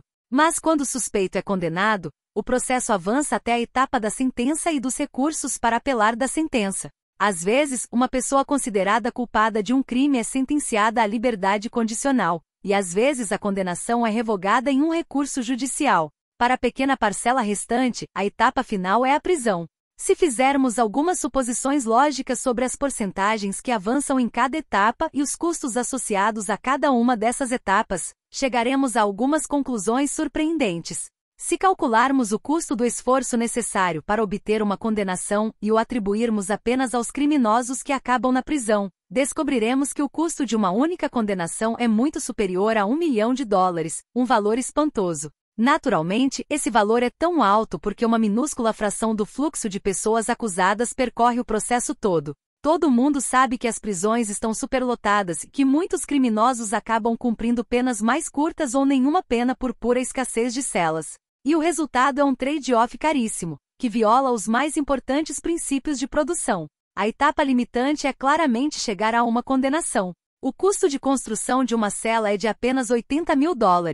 Isso, mais o custo de US$ 10 mil a US$ 20 mil anuais para manter uma pessoa presa, é muito pouco em comparação com o US$ 1 milhão necessário para garantir uma condenação. Deixar de prender um criminoso em um processo no qual a sociedade investiu mais de US$ 1 milhão por falta de uma cela de US$ 80 mil é um claro mau uso do investimento total da sociedade no sistema de justiça criminal. E isso acontece porque permitimos que a etapa errada, a disponibilidade de celas nas prisões, limite o processo como um todo. 2. A gestão da fábrica de café da manhã. A importância dos indicadores. As pessoas estão adorando o café da manhã que você serve e, graças à ajuda de alguns de seus clientes mais fervorosos e um financiamento bancário, você abriu uma fábrica de café da manhã que, entre outros recursos, usa linhas de produção especializadas para fazer torradas, café e ovos cozidos. Você é o gestor da fábrica e tem uma equipe relativamente grande e muitos equipamentos automatizados.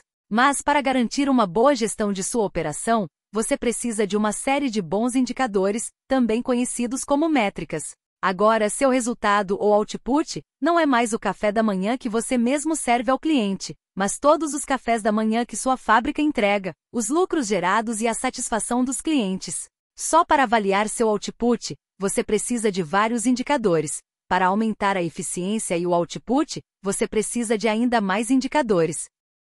O número de possíveis indicadores que você pode escolher é praticamente infinito, mas para que um conjunto de indicadores tenha alguma utilidade, você deve direcionar cada indicador a uma meta operacional específica. Digamos que, como gestor da fábrica de café da manhã, você trabalhe com 5 indicadores para atingir suas metas de produção diariamente. Quais seriam esses 5 indicadores? Em outras palavras, quais 5 informações você precisaria saber todo dia ao chegar ao trabalho? Eu pensaria em alguns indicadores. Primeiro, é interessante saber a projeção de vendas do dia. Quantos cafés da manhã você planeja entregar? Para avaliar a confiabilidade dessa projeção, você vai querer saber quantos cafés da manhã entregou no dia anterior em comparação com quantos você planejava entregar. Ou, em outras palavras, a variabilidade entre seu plano e o número real de cafés da manhã entregues no dia anterior. Seu próximo indicador-chave é o estoque de matérias-primas.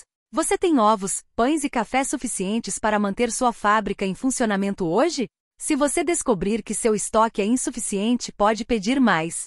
Se você achar que tem estoque demais, pode cancelar a entrega de ovos de hoje. Outra informação importante é a condição de seus equipamentos. Se algum equipamento quebrou ontem, você precisa que ele seja consertado ou precisa reorganizar sua linha de produção para cumprir suas projeções de hoje. Você também deve analisar sua mão de obra. Se 2 garçons faltaram ao trabalho, você precisa pensar em alguma solução para atender à demanda prevista. Você deve contratar garçons temporários? Deve tirar alguém da produção de torradas para trabalhar como garçom hoje? Por fim, é interessante ter algum tipo de indicador de qualidade. Não basta monitorar o número de cafés da manhã que cada garçom entrega, porque os garçons podem ter sido rudes com os clientes mesmo servindo um número recorde de refeições. Como o sucesso de seu estabelecimento depende de pessoas querendo o que você tem para vender, é importante examinar o que os clientes acham do seu atendimento. Você pode pedir ao caixa que mantenha um registro de reclamações dos clientes. Se um de seus garçons provocou um número muito alto de queixas ontem, convém conversar com ele hoje, assim que ele chegar ao trabalho. Todos esses indicadores medem fatores essenciais para o bom funcionamento da sua fábrica. Se você analisá-los todos os dias em tempo hábil, pode fazer algo para evitar um problema potencial antes de ele realmente se tornar um problema ao longo do dia. Os indicadores tendem a direcionar sua atenção para o que eles estão monitorando. É como andar de bicicleta, tendemos a guiá-la para onde estamos olhando. Se, por exemplo, você começar a medir meticulosamente seus níveis de estoque, é provável que tome medidas para reduzir o estoque, o que é bom, até certo ponto. Seu estoque pode ficar tão enxuto a ponto de você não ser capaz de reagir a variações na demanda sem criar uma escassez. Como os indicadores direcionam suas atividades, é importante proteger-se de reações exageradas. Isso pode ser feito pareando indicadores, a fim de medir tanto o efeito quanto o contra-efeito. Assim, no exemplo do estoque, você precisa monitorar os níveis de estoque e a incidência de escassez. Se a escassez aumentar, você deve tomar medidas para evitar que seu nível de estoque caia demais. Esse princípio fica claro no desenvolvimento de um compilador. Um exemplo é medir a data de conclusão de cada software pareada com a capacidade dele. Monitorar esse par de indicadores evita que trabalhemos no compilador perfeito, que nunca ficará pronto, e também evita que corramos para fazer um compilador de qualidade insatisfatória. Em resumo, o monitoramento pareado pode ajudar a manter os fatores no equilíbrio ideal. Em nenhuma outra área os indicadores e os indicadores pareados têm mais utilidade do que no trabalho administrativo. Tendo chegado a essa conclusão, nossa empresa vem utilizando, há vários anos, as métricas como uma ferramenta importantíssima para melhorar a produtividade do trabalho administrativo. A primeira regra é que uma métrica, qualquer métrica, é melhor do que nenhuma. Mas um indicador verdadeiramente eficaz deve cobrir o output da unidade de trabalho e não só a atividade envolvida. Por exemplo, é melhor avaliar um vendedor com base nas vendas que ele fecha, output, do que com base nos telefonemas ou nas visitas ao cliente que ele faz, atividade. O segundo critério para definir um bom indicador é que o fator mensurado deve ser algo físico e contável. Exemplos de boas métricas do output administrativo são mostrados no esquema a seguir. Como todos os indicadores listados são de quantidade ou de output, seus pares devem enfatizar a qualidade do trabalho. Desse modo, no departamento de contas a pagar, o número de notas fiscais processadas deve ser pareado com o número de erros encontrados pela auditoria ou por nossos fornecedores. Em outro exemplo, o número de metros quadrados limpos por uma equipe de limpeza deve ser pareado com uma avaliação, em parte objetiva e em parte subjetiva, da qualidade do trabalho realizada por um superior que trabalha no prédio. Função administrativa indicador de output do trabalho contas a pagar número de notas fiscais processadas equipe de limpeza número de metros quadrados limpos vendas número de pedidos de vendas inseridos no sistema entrada de dados número de transações processadas recursos humanos número de pessoas contratadas, por tipo de contratação, controle de estoque número de itens gerenciados no estoque exemplos de indicadores de output do trabalho administrativo. Indicadores como esses têm muitas utilidades. Para começar, eles mostram com muita clareza os objetivos de uma pessoa ou grupo. Em segundo lugar, proporcionam um grau de objetividade ao mensurar uma função administrativa. Em terceiro lugar, eles nos dão uma medida do desempenho de vários grupos administrativos que realizam a mesma função em diferentes organizações e uma maneira de comparar esse desempenho. Com isso, a performance de uma equipe de limpeza que trabalha em um prédio pode ser comparada à de outra equipe de limpeza que trabalha em outro prédio. Se você começar a utilizar indicadores, verá que o espírito competitivo gerado costuma ter um efeito eletrizante na motivação das equipes, além de proporcionar uma melhoria no desempenho. Falaremos mais a respeito disso adiante, quando analisarmos a analogia esportiva. A caixa preta. Podemos pensar na nossa fábrica de café da manhã como se fosse uma caixa preta, com o input, as matérias-primas, e o trabalho dos garçons, dos assistentes e o seu trabalho, como gestor, entrando na caixa, e o output, o café da manhã, saindo da caixa, como mostra a ilustração da próxima página. Em geral, podemos representar qualquer atividade que se assemelhe a um processo de produção com a mesma simplicidade de uma caixa preta. Podemos, por exemplo, desenhar uma caixa preta para ilustrar o recrutamento em faculdades, na qual o input são os estudantes universitários e o output são os recém-formados que aceitaram nossa oferta de emprego. A mão de obra é o trabalho de nossos recrutadores nas faculdades e dos gestores e técnicos que fazem as entrevistas na fábrica. Da mesma forma, o processo de treinamento de vendedores também pode ser visto como uma caixa preta, sendo que o input são as especificações do produto e o output são os vendedores treinados. Nesse caso, a mão de obra é do pessoal de marketing e merchandising que transforma informações brutas em ferramentas de vendas e treina os vendedores para utilizar essas ferramentas. Na verdade, podemos representar a maioria, se não todos os tipos de trabalho administrativo, por meio da nossa mágica caixa preta. Uma equipe responsável por cobrar os clientes tem como input as informações sobre o cliente, o que ele comprou, o preço do produto e os dados de remessa. E o output é a fatura final enviada ao cliente por meio da qual o pagamento é recebido. A mão de obra é o trabalho de todo o pessoal envolvido. A fábrica de café da manhã é representada como uma caixa preta. A caixa preta especifica os inputs, o output e a mão de obra no processo de produção. Podemos melhorar nossa capacidade de administrar esse processo abrindo algumas janelas na nossa caixa para vermos melhor o que acontece. Espiando pelas janelas, como ilustrado abaixo, podemos entender com mais clareza o funcionamento interno de qualquer processo de produção e ter uma ideia de qual será o output. Espiando pelas janelas da caixa preta, podemos ter uma ideia de qual será o output. Os indicadores de direção permitem que olhemos pelas janelas da caixa preta, mostrando antecipadamente o que pode acontecer no futuro. Como esses indicadores nos fornecem tempo para que tomemos medidas corretivas, eles possibilitam evitar problemas. É claro que para que os indicadores de direção tenham alguma utilidade, você precisa acreditar na validade deles. Pode parecer óbvio, mas na prática não é tão fácil confiar nos indicadores. É difícil tomar providências importantes, dispendiosas ou desestabilizadoras se você não tem certeza de que tem um problema em mãos.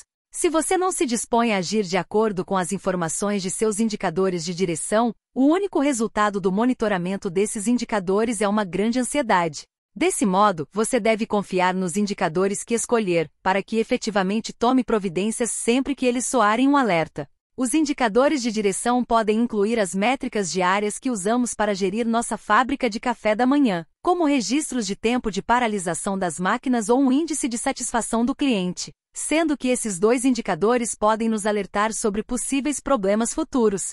Um típico exemplo de janela na caixa preta é o indicador de linearidade. Na figura da página 54, mostramos um indicador de linearidade para o processo de recrutamento de estudantes universitários. O gráfico ilustra o número de recém-formados que aceitaram nossas ofertas de emprego em cada mês do ano. Se tudo desse certo, avançaríamos em linha reta até atingir nossa meta de contratação do semestre antes do mês de junho. Mas se em abril, o progresso real fosse o mostrado no gráfico, estaríamos muito abaixo da linha reta ideal. Portanto, ao interpretar esse indicador, sabemos que a única maneira de atingir nossa meta é convencer um número muito maior de candidatos qualificados a aceitar nossas ofertas de emprego nos 2 últimos meses do semestre. Há uma taxa de aceitação muito maior do que a alcançada nos 4 meses anteriores. Assim, o indicador de linearidade nos proporciona um alerta antecipado, dando tempo para que tomemos as medidas corretivas necessárias. Sem monitorar esse indicador, só em junho descobriríamos que deixamos de atingir a meta, quando nada mais poderia ser feito.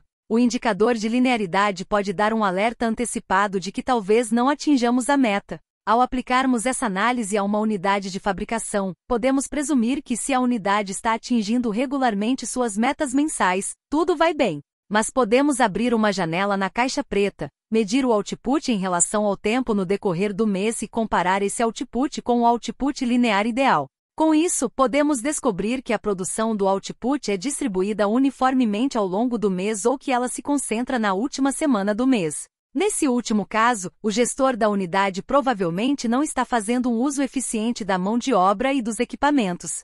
Se a situação não for resolvida, uma pequena avaria no fim do mês pode levar a unidade a ficar muito abaixo de sua meta mensal de produção. O indicador de linearidade é muito valioso por ajudar os gestores a se adiantar a esse tipo de problema.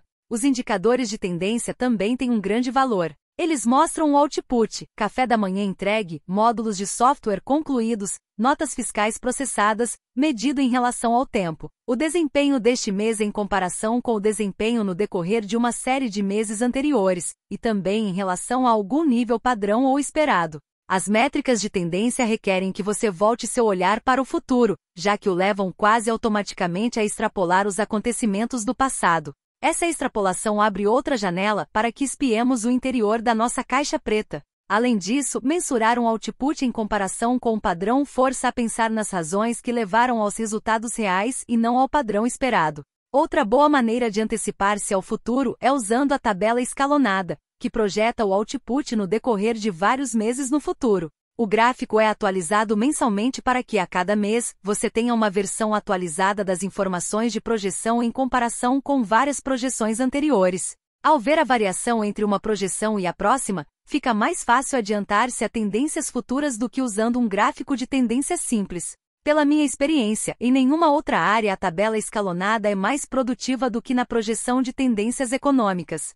Seu funcionamento é mostrado na figura a seguir, que apresenta os valores projetados dos pedidos recebidos por uma divisão da Intel. Projeção de pedidos recebidos para JSDF AJAUN MM projeção feita UIJAN IBUGU a inteligência artificial em LTZ ano 2 VRUA NU TVR U 232 julho ano 1, 28,249 vezes 33 Agol 2, 27, 29, 313 vezes 2, 3337, 35, 1003 vezes 33 Alt. 2, 32, 29, 229 vezes 233 novembro 32, 32, 711 vezes 22310. 31, 47, 70 vezes 2, 3 janeiro, ano 2, 2, 28, 39, 906, 33 fevereiro, asterisco 24, 36, 3402 mar. Asterisco indica o número real do respectivo mês. Descobri que a tabela escalonada é a melhor maneira de ter uma noção das tendências de negócios. A tabela escalonada mostra a mesma projeção que você elaborou para o próximo mês, para o mês depois do próximo e assim por diante. Essa tabela mostra não só suas projeções para o negócio mês a mês, mas também como sua perspectiva variou de um mês a outro. Essa maneira de visualizar as projeções força o encarregado delas a levar a tarefa muito a sério, sabendo que sua projeção para determinado mês será comparada com projeções futuras e mais cedo ou mais tarde com o resultado real. Ainda mais importante, o aumento ou a queda da projeção de um mês ao próximo fornece o indicador mais valioso de tendências de negócios que já vi. Eu chegaria a dizer que é uma pena que nem todos os economistas e consultores de investimentos sejam obrigados a apresentar suas projeções no formato de uma tabela escalonada. Se isso acontecesse, realmente teríamos uma maneira de avaliar as recomendações deles. Por fim, os indicadores podem ser de grande ajuda para resolver todo tipo de problema.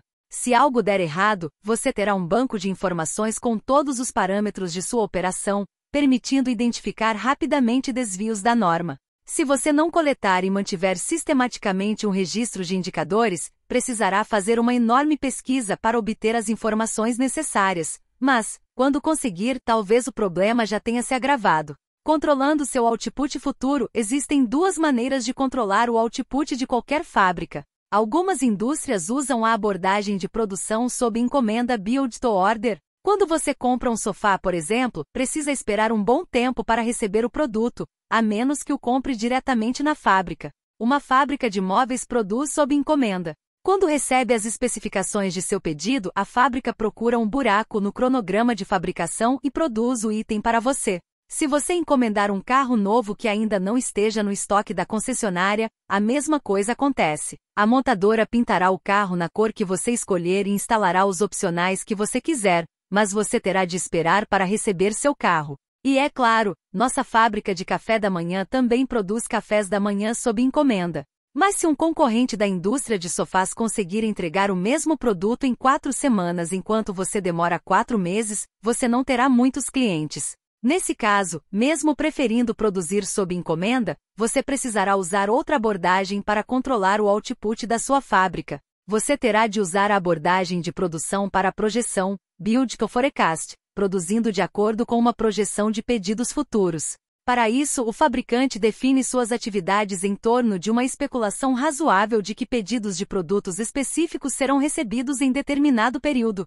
Uma desvantagem clara nesse caso é que o fabricante precisa assumir um risco de estoque. Como a projeção é uma avaliação de demandas futuras, e o fabricante compromete recursos para atendê-las, a fábrica pode ter muitos problemas se os pedidos daquele produto não forem feitos ou se forem feitos pedidos de um produto diferente. De qualquer maneira, o resultado será um estoque indesejado. Ao usar a abordagem de produção para a projeção, você arrisca capital para satisfazer a uma demanda futura prevista. Na Intel, usamos a abordagem de produção para a projeção porque nossos clientes exigem que atendamos rapidamente às suas necessidades. Apesar de o tempo de produção ser relativamente longo, nossa fábrica de café da manhã faz um produto sob encomenda, mas compra de seus fornecedores, como o entregador de ovos, com base na demanda prevista. Da mesma forma, a maioria das empresas recruta recém-formados para satisfazer as necessidades previstas, em vez de esperar para recrutar quando já for necessário fazer isso, o que não seria sensato,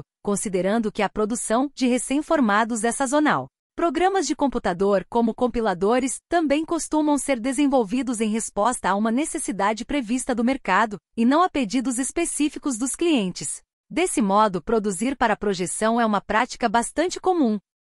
A entrega a um cliente de um item que foi produzido para a projeção consiste em 2 processos simultâneos, cada um com seu tempo de ciclo. É preciso ter um fluxo de produção, no qual a matéria-prima passa por várias etapas de produção até entrar no armazém de produtos acabados, como mostra a ilustração ao lado. Ao mesmo tempo, um vendedor deve encontrar um cliente potencial, fechar a venda e fazer um pedido na fábrica. O ideal seria o pedido do produto e o produto em si chegarem à doca de expedição ao mesmo tempo. Devido à grande complexidade da arte e da ciência da projeção, você pode cair na tentação de alocar toda a responsabilidade da projeção a um único gestor, mas essa abordagem não costuma ser muito boa.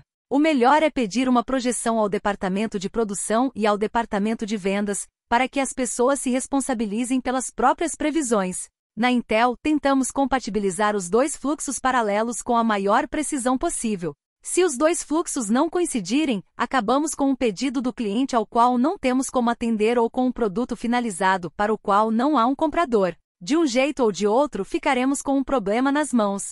Por outro lado, se os fluxos coincidirem com um pedido previsto se transformando em um pedido real, as demandas do cliente poderão ser satisfeitas a tempo pela fábrica. Só que o ideal é raro no mundo real.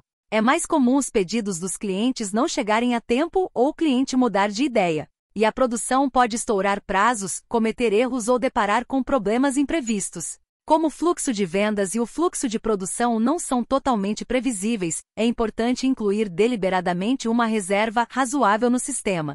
E o ponto do processo em que mais faz sentido incluir essa reserva é o estoque. Naturalmente, quanto mais estoque tivermos, mais teremos condições de lidar com os imprevistos e ainda atender os pedidos. Mas custa dinheiro produzir e manter um estoque, que deve ser controlado com muito critério. O ideal é manter o estoque no estágio de menor valor, como vimos no caso dos ovos crus mantidos na nossa fábrica de café da manhã. Além disso, quanto menor o valor, mais flexibilidade de produção podemos ter para determinado custo de estoque. O pedido do produto e o produto em si devem chegar à doca de expedição ao mesmo tempo. Também é uma boa ideia usar tabelas escalonadas para as projeções tanto de produção quanto de vendas.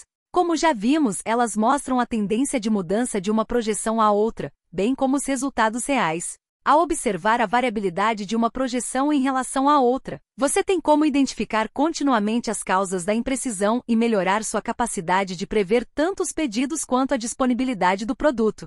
A previsão de demandas futuras de trabalho e, em seguida, o ajuste do output de uma fábrica administrativa, formam uma combinação importantíssima para aumentar a produtividade. Apesar de ser uma abordagem já bem consolidada em operações de chão de fábrica, não é muito comum aplicar técnicas de projeção ao controle do trabalho administrativo. Até agora, o trabalho administrativo em geral tem sido considerado qualitativamente diferente do trabalho do chão de fábrica, além de não contar com os padrões de desempenho necessários para dimensionar uma unidade de trabalho. Porém, se tivermos indicadores meticulosamente escolhidos para caracterizar uma unidade administrativa e os monitorarmos com atenção, poderemos aplicar os métodos de controle de uma fábrica ao trabalho administrativo.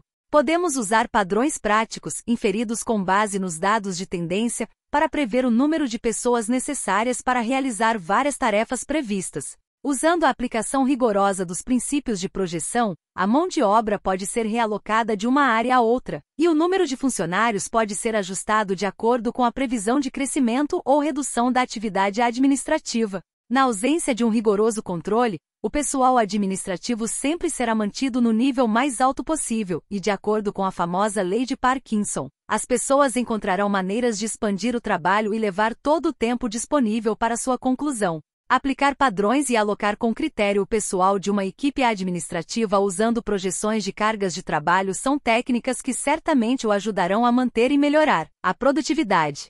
Garantindo a qualidade. Como vimos, o objetivo do processo de fabricação é entregar o produto em um nível de qualidade aceitável para o cliente ao menor custo possível. Para garantir que a qualidade de nosso produto seja de fato aceitável, todos os fluxos de produção, sejam eles de café da manhã, recém-formados contratados ou módulos de programas de computador, devem incluir pontos de inspeção. Para obter uma qualidade aceitável ao menor custo possível, é fundamental rejeitar o material defeituoso em uma etapa do processo na qual seu valor acumulado seja o mais baixo possível. Assim como já vimos, é melhor encontrar um ovo podre cru do que um ovo podre cozido, e é melhor fazer uma triagem dos estudantes universitários antes de convidá-los para visitar a Intel. Em suma, rejeite antes de investir mais valor. No jargão da produção, o ponto de inspeção na etapa de menor valor, no qual analisamos a matéria-prima, é chamado de inspeção de entrada do material ou inspeção de recebimento. Se usarmos a caixa preta para representar nosso processo de produção, as inspeções realizadas nos pontos intermediários do processo são chamadas, obviamente, de inspeções em processo. Por fim, o último ponto possível de inspeção, quando o produto está pronto para ser enviado ao cliente, é chamado de inspeção final ou inspeção de qualidade de saída. Os três tipos de inspeção são representados abaixo. O objetivo é rejeitar o material defeituoso na etapa de menor valor. Quando o material é rejeitado na inspeção de recebimento, temos duas opções. Podemos devolvê-lo ao fornecedor, alegando que o material é inaceitável, ou podemos abrir mão de nossos parâmetros e usar o material mesmo assim. Esta última opção resultaria no nosso processo de produção em uma taxa de rejeição mais alta do que se tivéssemos usado um material completamente aceitável, mas poderia sair mais barato do que interromper a produção até o fornecedor conseguir entregar um material melhor. Esse tipo de decisão só pode ser tomado por um grupo bem equilibrado de gestores, que normalmente consiste em representantes dos departamentos de garantia de qualidade, fabricação e design. Esse grupo tem condições de ponderar todas as consequências de rejeitar ou aceitar matérias-primas abaixo do padrão. Embora, na maioria dos casos, a decisão de aceitar ou rejeitar um material defeituoso em determinado ponto de inspeção seja de natureza econômica, um material abaixo do padrão nunca deve ser mantido quando seus defeitos puderem causar uma falha completa, ou, em outras palavras, um problema de confiabilidade, para nossos clientes. Resumindo, como não é possível avaliar as consequências de um produto não confiável, não podemos comprometer nossa confiabilidade. Pense em um componente usado na produção de um marca-passo cardíaco. Se algum dos componentes apresentar mau funcionamento ao ser recebido pelo fabricante, este pode substituí-lo enquanto a unidade ainda estiver na fábrica, o que provavelmente aumentará os custos. Mas se o componente falhar mais tarde, depois de o marca-passo ter sido implantado no paciente, o custo do mau funcionamento será muito mais alto do que o custo financeiro. As inspeções têm seu custo, não só financeiro como também o custo de interferir no fluxo de produção e aumentar a complexidade dele. Nesses casos, um material tem de voltar às etapas já percorridas, interferindo no processo dos outros materiais.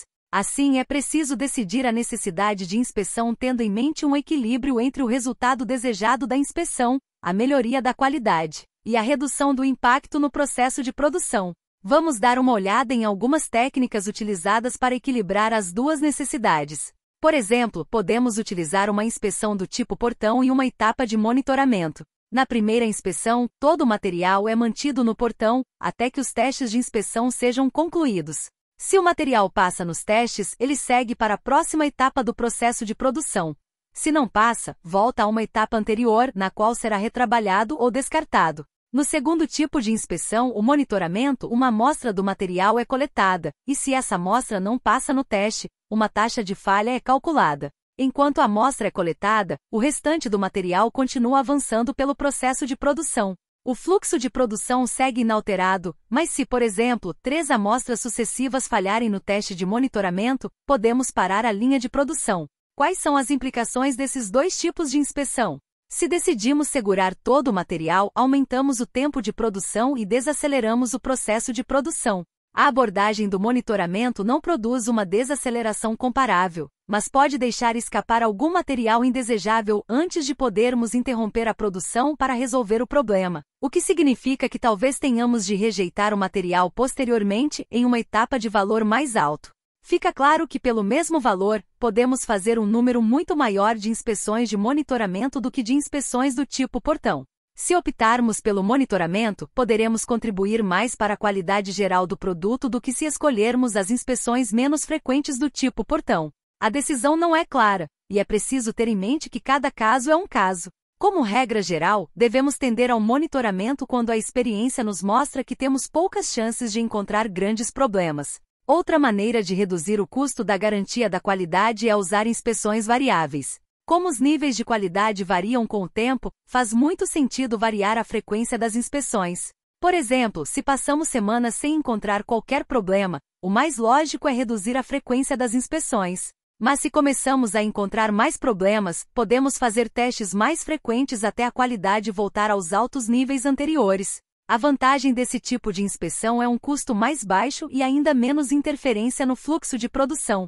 Essa abordagem, contudo, não é muito utilizada, mesmo na fabricação de produtos. Talvez isso aconteça porque tendemos a não gostar de mudanças e continuamos fazendo as coisas como sempre fizemos, seja uma vez por semana ou uma vez por ano. Se bem pensados, os esquemas de inspeção podem efetivamente aumentar a eficiência e a produtividade de qualquer processo de produção ou administrativo. Vejamos um exemplo muito diferente da fabricação de produtos ou de cafés da manhã. Recentemente li um artigo dizendo que a embaixada americana em Londres não estava dando conta de processar uma montanha de solicitações de visto.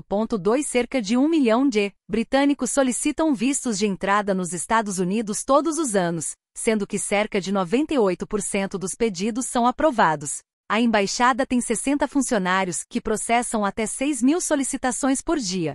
A maioria delas é recebida pelo correio, e a qualquer momento, entre 60.000 e 80.000 passaportes britânicos estão nas mãos da embaixada. Enquanto isso, mais de 100 cidadãos britânicos e de outras nacionalidades fazem fila diante do prédio da embaixada na esperança de conseguir um visto com urgência. O órgão tentou várias maneiras de aumentar a eficiência de seu processo, incluindo anúncios em jornais pedindo que os turistas não esperassem até a última hora para submeter o pedido de visto, tendo em vista um tempo de processamento de até 3 semanas.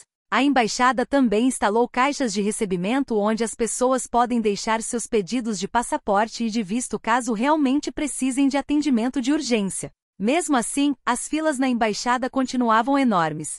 Na verdade, os esquemas implementados na tentativa de aumentar a eficiência do atendimento da embaixada só agravaram a situação, porque nada foi feito para resolver o problema básico, acelerar o processamento de vistos em geral.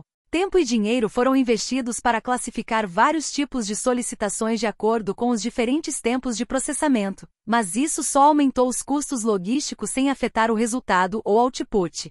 Se o governo americano quer que os turistas britânicos visitem os Estados Unidos, não podemos nos indispor com esses visitantes potenciais. E se a embaixada não conseguir verba para aumentar sua equipe, uma solução simples seria aplicar algumas técnicas básicas de produção. Em resumo, precisamos substituir o esquema atual por um teste de garantia da qualidade. Para tanto, as mentes burocráticas da embaixada precisariam admitir que é desnecessário verificar 100% das solicitações de visto, já que cerca de 98% dos candidatos são aprovados sem qualquer questionamento. Assim, se a embaixada instituísse um teste de amostragem de pedidos de visto, um teste de garantia da qualidade, minucioso o suficiente, seria possível processar a montanha de solicitações sem aumentar consideravelmente as chances de erro. Além disso, a embaixada poderia selecionar a amostra a ser verificada de acordo com critérios predeterminados.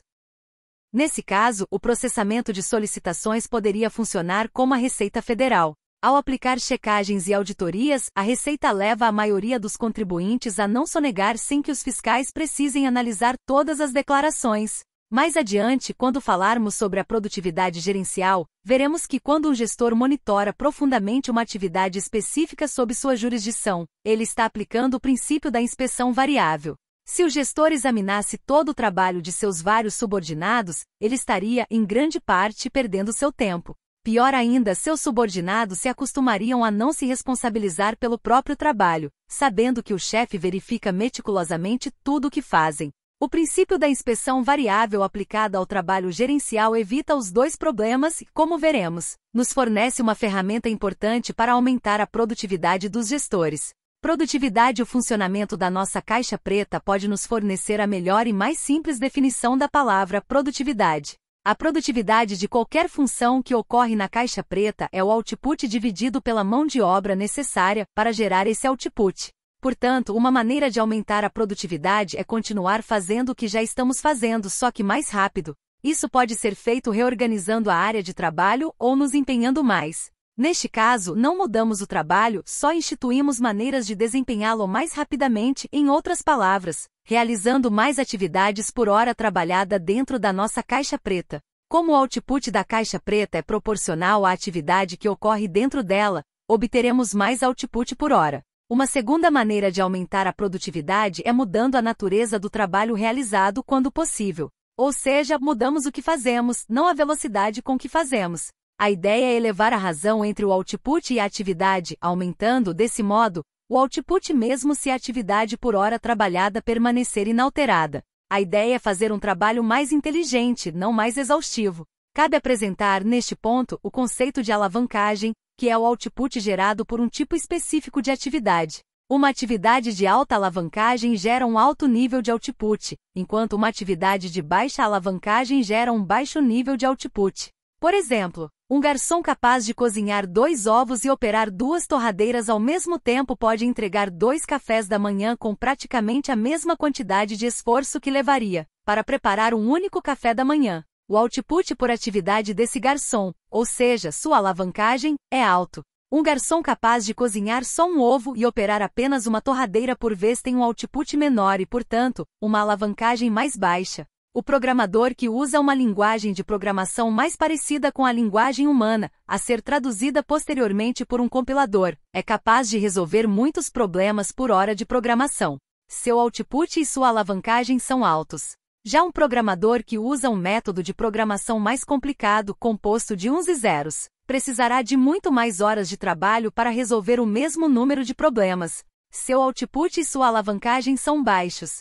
Desse modo, uma maneira significativa de aumentar a produtividade é organizar o fluxo de trabalho dentro de nossa caixa preta para que ele seja caracterizado por um grande output por atividade, ou seja, por atividades de alta alavancagem. A produtividade pode ser aumentada realizando as atividades de trabalho mais rapidamente, ou aumentando a alavancagem das atividades. A automação é uma maneira de melhorar a alavancagem de todos os tipos de trabalho. Com a ajuda de máquinas, os seres humanos podem gerar mais output. Porém, tanto na fabricação de produtos quanto no setor administrativo, outro fator também pode aumentar a produtividade na caixa preta. Ele é chamado simplificação do trabalho. Para aumentar a alavancagem usando essa abordagem, comece criando um fluxograma do processo de produção atual, com todas as etapas do processo, sem exceção.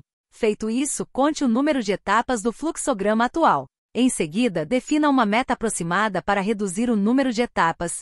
Na primeira rodada de simplificação do trabalho, nossa experiência mostra que é possível esperar uma redução de 30% a 50%.